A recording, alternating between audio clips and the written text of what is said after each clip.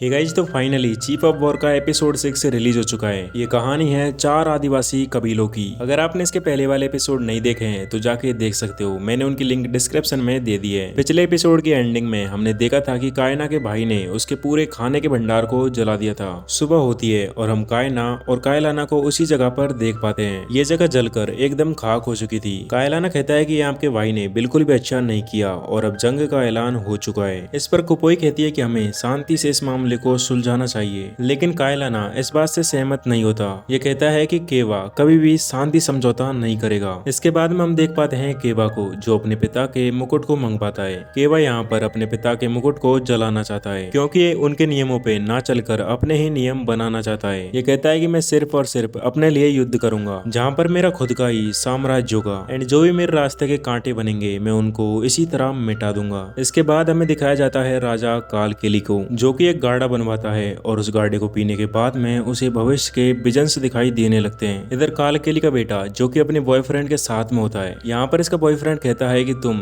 तुम्हारे पिता से भी अच्छा राजा बन सकते हो और मैं तुमको राजा बनाने के लिए तुम्हारे पिता को भी रास्ते से हटा सकता हूँ। लेकिन ये कहता है कि मैं इस बारे में मेरे पिता से बात करूंगा और उन्हें सभी राज्यों में शांति बनाने के लिए कहूंगा। इधर कायलाना का भाई एक लड़की को युद्ध की प्रैक्टिस करवा रहा होता है, लेकिन वो पहली बार में ही उसे धड़ाम से नीचे पटक देता है। जैसे ही वो मदद मांगती है तो कायलाना का भाई कहता है कि युद्ध में कोई भी एक दूसरे की मदद नहीं करता। तभी ये लड़की इसके करीब जाती है और इस पे अचानक से हमला कर देती है, क्योंकि अब धीरे धीरे ये भी काफी कुछ सीख चुकी थी। अब जैसे ही कालकेली का बेटा उसे समझाने के लिए जाता है तो कालकेली उसे 2 कैदियों के पास में लेकर जाता है और कहता है कि ये भी मुझे कुछ ऐसा ही समझाने की कोशिश कर रहे थे और साथ ही मुझे धोखा देने की कोशिश भी कर रहे थे, इसलिए इनका अंजाम कुछ ऐसा हो चुका है। तभी एक कैदी कालकेली के बारे में कुछ बुरा भला बोलने लगता है तो कालकेली का बेटा उसे वहीं पर मार देता है। कायलाना, जो कि कायमानो से मिलने के लिए जाता है, और अब धीरे धीरे इनकी केमिस्ट्री भी अच्छी बनती जा रही थी। कायलाना कहता है कि मुझे कुपोई के साथ में केवा को समझाने के लिए जाना है ताकि वो शांति समझौता कर ले, नहीं तो युद्ध तो अंतिम फैसला है ही।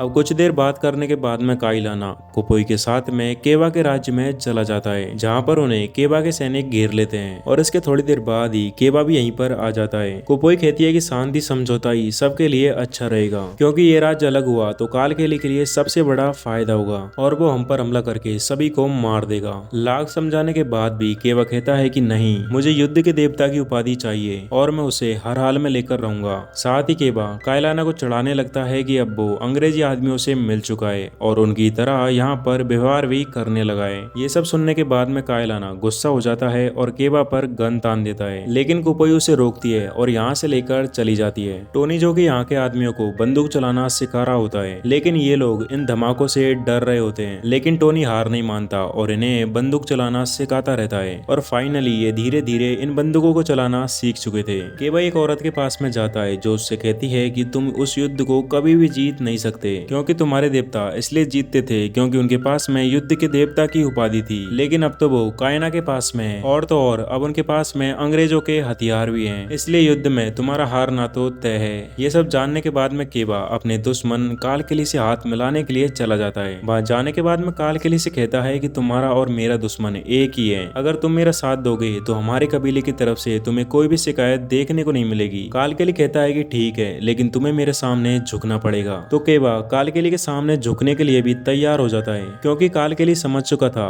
कि अब इनके राज्य के 2 टुकड़े हो चुके हैं और यही सबसे अच्छा मौका है इन पर विजय पाने का। ये सब कालकेली का बेटा भी सुन लेता है और वो रात होने पर अपने साथियों के पास में जाता है, जहाँ पर इसके साथी कहते हैं कि हम हवाई कबीले को जीतकर कालकेली के कदमों में रख देंगे और उसमें केवा का मरना तो तय है। इसके बाद सीन शिफ्ट होता है और हम कोई मानू और उसके पति को देख पाते हैं। ये कहता है कि तुम ही कायलाना को यहाँ पर लेकर आई थी, लेकिन वो शांति की बातों को छोड़कर युद्ध करना चाहता है और ये सब हमारे राज्य के लिए विनाशकारी हो सकता है। कोई मानू कहती है कि नहीं, वो शांति के लिए ही युद्ध करना चाहता है, उसके इरादे बिल्कुल भी गलत नहीं है। इसके बाद समुद्र में हम दूसरे अंग्रेजी जहाज को भी देख पाते हैं, जो कि इस आइलैंड पर कब्जा करने के लिए ही आया था। इन अंग्रेजों को यहाँ पर लाने वाला वही आदमी होता है जिसने टोनी को बंदी बना रखा था और इनका मेन मोटिव होता है कि सबसे पहले इस आइलैंड पर राज करना। अब इसी सीन को दिखाते हुए इस एपिसोड का एंड यहीं पर हो जाता है। अब कमेंट करके बताओ कि आपको ये एपिसोड कैसा लगा, एंड जैसे इसका नेक्स्ट एपिसोड रिलीज होगा तो आपको नोटिफिकेशन मिल जाएगा।